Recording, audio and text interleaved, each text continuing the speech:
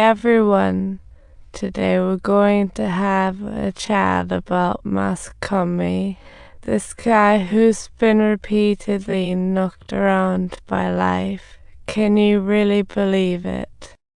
One day, the old lawyer took Mascomi to apply for government assistance, but because of his colourful history, the staff treated him like a leper. Despite the old lawyer's efforts, he secured the grant, but Mascomi's pride felt trampled by a pig.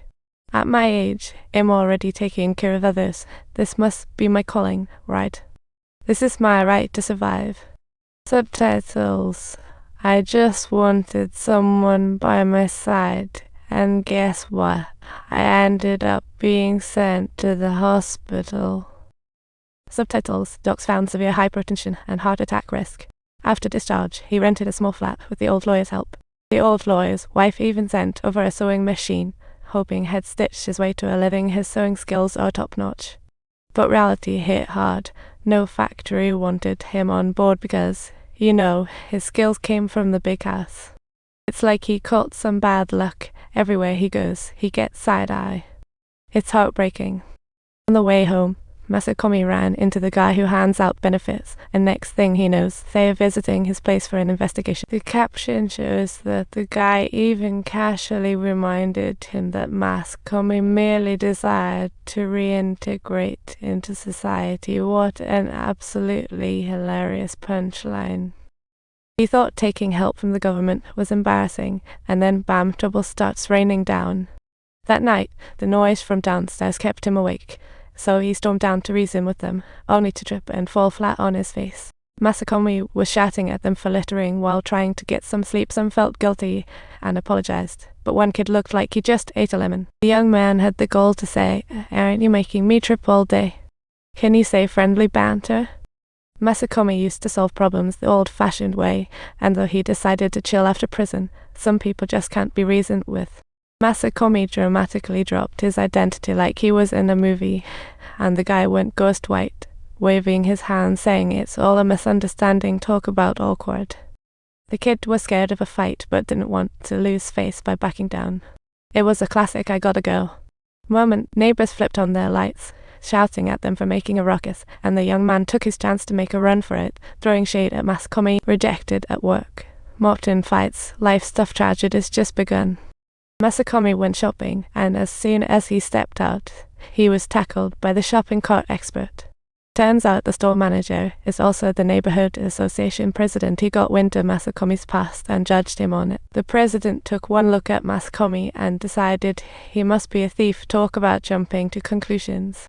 Subtitles. Mascomi didn't utter a single word and silently emptied everything from his pockets. It wasn't until he unbuckled his belt that the manager realized he had been unjustly wronged. Despite the humiliation, Mascomi held it in, swallowing his pride like a champ. Next, the manager chased him with groceries to apologize and offered to drive him home. After chatting, they found they were near neighbors. On hearing his job hunt woes, the man offered a delivery job at once. Mascomi happily agreed, but forgot a key point. His license had expired long ago. Now he has to go back to learning and retake the exam just like a complete beginner. How hilariously funny is that? Even though Mascomi's situation was unique, there were no special rules, so the staff asked him to bring in his old license to give it subtitles. He left everything to his ex-wife, so he went to her place hoping to get his license. Mascomi wanted to establish his identity but hesitated and said, "I'm a friend of your dad." Subtitles. Then he couldn't resist pointing out with his finger, "This marks our 3 years as brothers." After saying that, he couldn't help but chuckle. After all, who doesn't crave some family warmth? Just then, while daydreaming, he spotted a Cash for Kids ad on the roadside and rushed home to make a call without thinking. Those two random guys overheard, and if they hadn't intervened, fear not, Mascomi would have been scammed for sure. As a result, these two individuals were chief editors from a TV station, intending to film his survival story into a documentary. Masakami took the opportunity to ask the crew if they could help him track down his long-lost mother. They knew it'd be like finding a needle in a haystack, but agreed to help him, all for the ratings. As for actually finding his mother, they really didn't care one bit. Once they stepped out of the restaurant, Masakami spotted some punks bullying a passerby. Time for a hero moment. Even though he used to be a punk, there are still rules among thugs. His sense of justice kicked in like a superhero. Masakami decided to step in, and just like that, an action movie was about to unfold. What are you doing here? What are you doing here?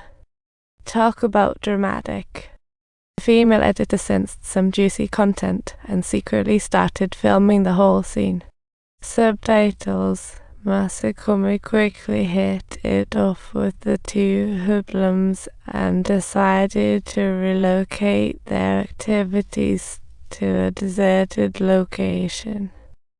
The fight in front of the camera turned out to be crazy bare-knuckle brawl turned weapon showdown. Subtitles. Although Masakami was fighting against two opponents, he still didn't fall behind. The two rivals were quickly beaten up and ended up bleeding badly. Upon witnessing this scene, Dragon Boy was so frightened that he fled, while the editors were merely after the footage. The editors had their own opinions on Masakami reintegrating into society, but he was just living the dream of fame.